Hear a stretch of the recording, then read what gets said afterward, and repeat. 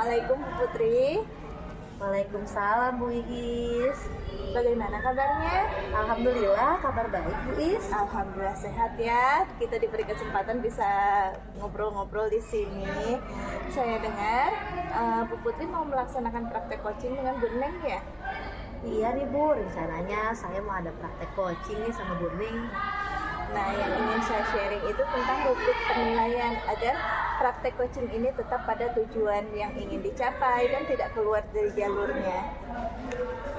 Bisa Bu Iis, saya ingin tuh rubrik penilaian coaching ini yang akan saya lakukan dengan Bu Neng lebih spesifik gitu ya Bu ya, supaya mudah mengidentifikasi keberhasilan saya, sejauh mana tingkat keberhasilan saya ketika saya menggali potensi yang ada pada diri Bu Neng. Kemudian ketika saya bertugas sebagai coaching, gitu aja sih Bu Iis. Terus kompetensi coaching mana yang ingin Bu Putri kembangkan? Karena ini kan sesuatu yang baru juga kan ya Bu ya, pasti ada yang ingin kita kembangkan. Betul sih, mungkin kompetensi coaching yang ingin saya kembangkan adalah saya ingin bertanya kepada Bu Neng pertanyaan yang berbobot gitu ya, sehingga dapat maksimal menggali potensi yang ada pada diri Bu Neng. Kan Bu Neng kan orangnya bisa kreatif gitu, jadi saya ingin memberikan pertanyaan-pertanyaan berbobot. Jadi Bu Putri ingin mengobservasi yang kompetensi yang mana ya ke Bu Neng ya? Kompetensi yang ingin saya observasi adalah bagian identifikasi ya, karena saya bingung untuk menentukan kata kunci gitu, karena kan takutnya salah identifikasi ya Bu ya. Iya, kita harus teliti dalam mengidentifikasi ya. Lalu apa indikator tercapaian yang sudah Bu Putri siapkan dalam kegiatan coaching ini? Sebenarnya saya itu dapat menggali potensi Bu Neng dengan indikator, misalnya Bu Neng bisa menemukan ide kreatif. Beliau kan sebagai guru PAI kan kreatif gitu ya, inovatif juga. Itu sih yang mau saya gali, agar bisa melaksanakan idenya, juga bisa mengatasi permasalahan dan mempertanggungjawabkan rencana yang memang sudah beliau rancang. Baiklah Bu Putri, semoga kegiatan praktek coaching dengan Bu Nengnya sukses ya Bu ya. Ya, silahkan dilanjutkan praktek coachingnya. Baik Bu Iis, terima kasih. Mari. Assalamualaikum warahmatullahi wabarakatuh. Mari kita mulai. Silakan dimulai kegiatan coaching antara Bu Putri dan Bu Neng. Baik, terima kasih Bu Iis. Assalamualaikum warahmatullahi wabarakatuh, Bu Iis dan Bu Putri. Selamat sore. Waalaikumsalam warahmatullahi wabarakatuh. Selamat sore Bu Neng. Apa kabarnya hari ini Bu Neng? Alhamdulillah sehat. Bu Putri sama Bu Iis gimana kabarnya?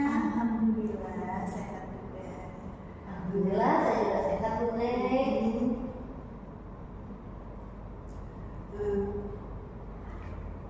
Ngomong-ngomong begini Bu Neng, kemarin kan Bu Neng menyampaikan bahwa ada sedikit yang ingin obrolin nih. Nah, Bu Neng. Iya Bu Putri, sebelumnya saya minta maaf ya Bu Putri ya sama Bu Iis. Saya minta waktunya nih gitu. Ada sesuatu yang ingin saya konsultasikan gitu, mengenai tentang permasalahan mata pelajaran BTK Bu, gitu ya, karena melihat sesuatu Bu, kayaknya banyak sesuatu yang belum lancar baca Al-Quran. Oh begitu. Baik-baik. Insya Allah kita semua ada waktu untuk mengerjakan permasalahan yang Bu Neng hadapi. Nah kalau begitu, coba ceritakan Bu Neng secara detail tentang masalah Bu Neng. Seperti apa? Hari ini ya Bu ya, setelah hampir 10 semester ini ya, saya amati ya, ternyata banyak siswa yang memang kesulitan, masih kesulitan dalam baca Al-Quran ya Bu ya. Ada yang masih tahap pro gitu Bu. Saya ingin mencoba untuk bagaimana supaya siswa itu minat ya terhadap pelajaran PTK Bu, dan mereka senang dalam pembelajaran, maka dari itu saya ingin mengubah metode pembelajaran. Oke, saya paham Bu Neng. Jadi sekarang menurut Bu Neng, frekuensi kemampuan minat anak dalam seminggu dalam pembelajaran BTK ini kalau dari skala 1 sampai 10, kira-kira minat belajar anak dalam pembelajaran BTK ini ada di angka berapa ya Bu Neng? Kalau berdasarkan pengamatan saya, skala frekuensinya itu sekitar di angka 6 ya. Kalau harapan Bu Neng nih supaya anak-anak bisa minat dan semangat dalam pembelajaran BTK itu dari skala 1 sampai 10 yang Bu Neng harapkan di sana. Nah, saya harapkan kalau saya nanti mengubah metode pembelajaran, tentunya harapannya meningkat dari sekarang ke skala targetnya. Insya Allah ya Bu Neng ya. Nah, karena Bu Neng ini ingin frekuensi anak itu ada di angka 8, nah kira-kira kekuatan apa nih yang Bu Neng miliki untuk mencapai tujuan Bu Neng agar minat belajar anak dalam pembelajaran BTK ada di angka 5? Ya, tentu kekuatannya adalah dari guru agama sendiri ya Bu ya. Pertama, mungkin saya akan berkolaborasi dengan tanggung jawab ya sama UPI untuk konsep bagaimana mengubah ya metode pembelajaran yang menyenangkan supaya siswa senang dengan BTK gitu ya. Kemudian juga mungkin saya akan menggunakan memberdayakan ini teman saya tetap jadi teman-temannya ada yang kemampuan sudah lancar dan saya sebagai tutor. Oke, Bu Neng sangat baik sekali. Nah, menurut Bu Neng kira-kira akan menemui hambatan tidak jika Bu Neng ingin meningkatkan kemampuan siswa di pembelajaran BTK? Ya, saya rasa nanti bisa saya pertama mengenai tentang media pembelajaran ya. Kemudian ya seperti misalnya saya ingin berbanyak jadi sama kok juga yang digunakan tergantung dari kemampuan dan minat siswa ya.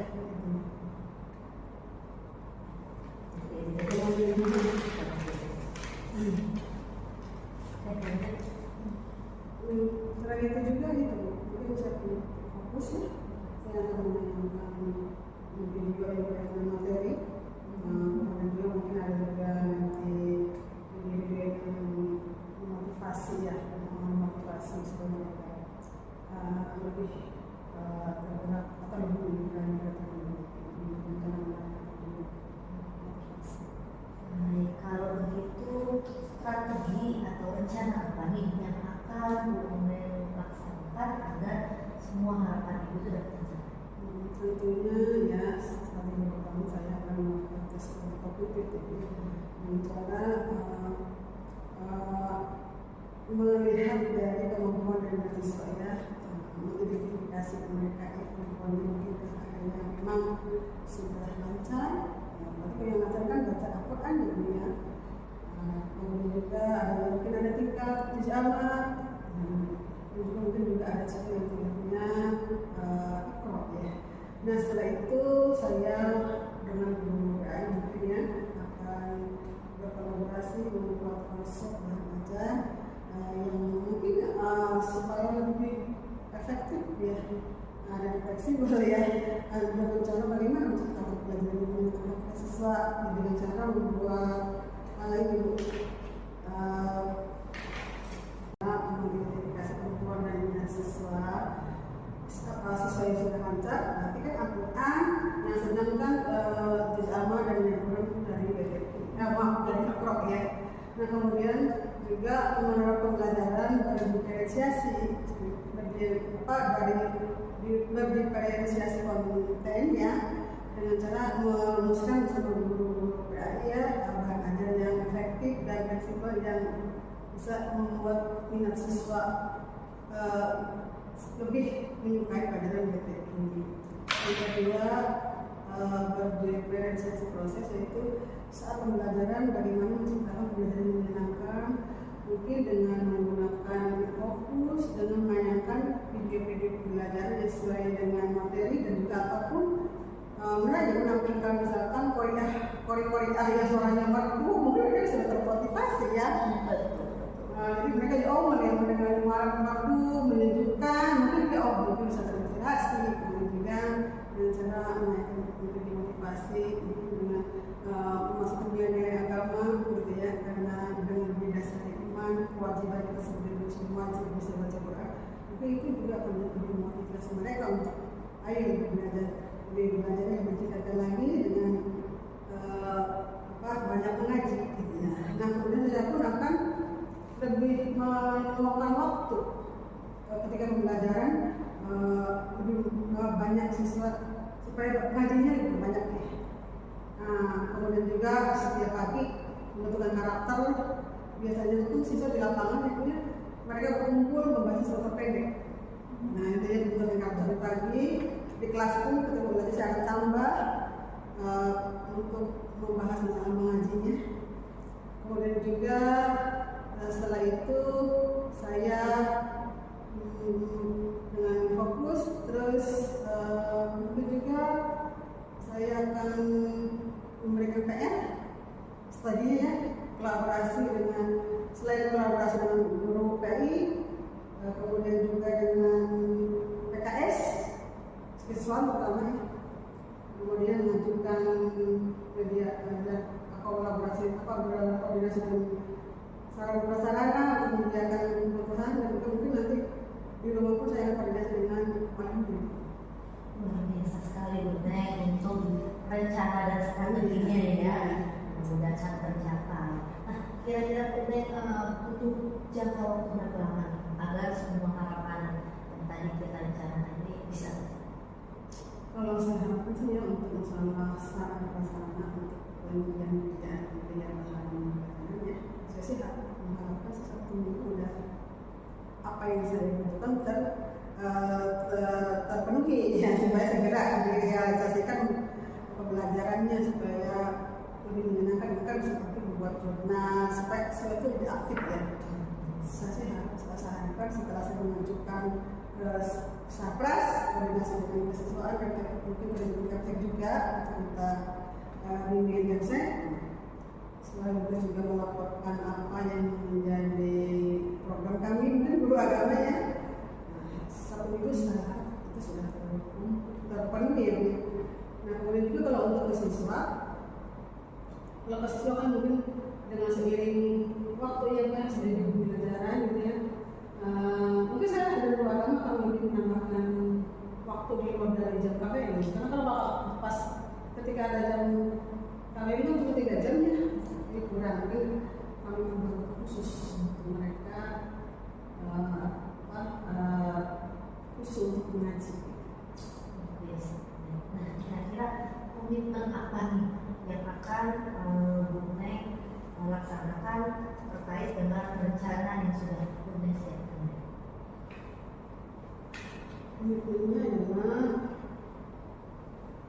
saya sih secepatnya mulai besok ya Bu ya, lebih cepat lebih baik dengan koordinasi tentunya dengan guru agama dan melibatkan tokoh juga ya.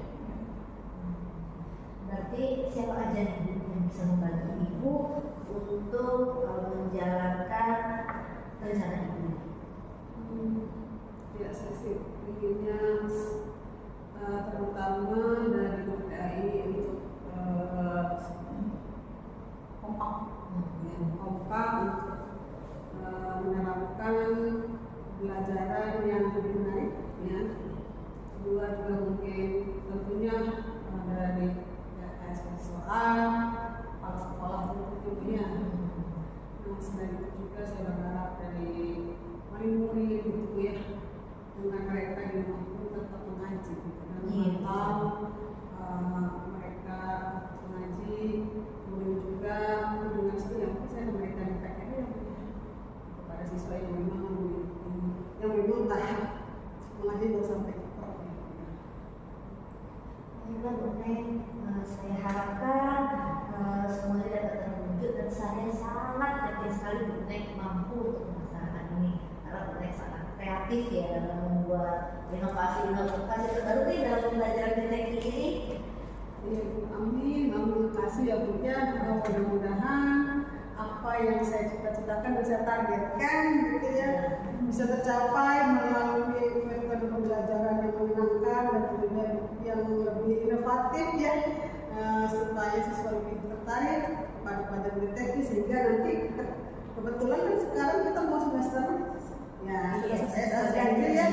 Nah mudah-mudahan nih dengan metode yang kami terapkan ya dengan bahan pembelajaran yang lebih menarik, ada peningkatan nanti ya pas ketika nilai PSS yang terganti ini yang sebentar lagi ada kita. Baik Bu Neng, sukses selalu. Iya. Terima kasih Bu Putri, Bu Iis waktunya ya. Semoga kita semua sukses Bu ya. Iya. Baik nih, saya mau pamit ya Bu Putri ya. Assalamualaikum. Waalaikumsalam. Sekarang siapa yang jadi supervisor? Udah, Mbak belum. Bagaimana Bu Putri? Tadi sudah melaksanakan praktek coaching dengan Bu Neng kan ya? Alhamdulillah Bu, sudah. Apakah praktek yang sudah Ibu laksanakan itu sudah menjadi indikator ketercapaian dalam pengembangan praktek yang diinginkan? Alhamdulillah sudah Bu, sesuai dengan harapan saya. Kayaknya saya tuh tinggal meningkatkan lagi kemampuan saya sebagai coach dan terus berlatih sepertinya Bu. Iya, catatan yang hasil observasi sudah bagus kok Bu. Tinggal banyak berlatih saja ya, supaya kita menjadi terbiasa. Baik Bu, terima kasih atas waktunya sudah mengobservasi saya. Terima kasih atas waktunya sudah mensupervisi saya. Iya, sama-sama. Kemudian saya mau tanya nih, skill apa yang ingin Ibu tingkatkan dalam kegiatan coaching ini ke depannya?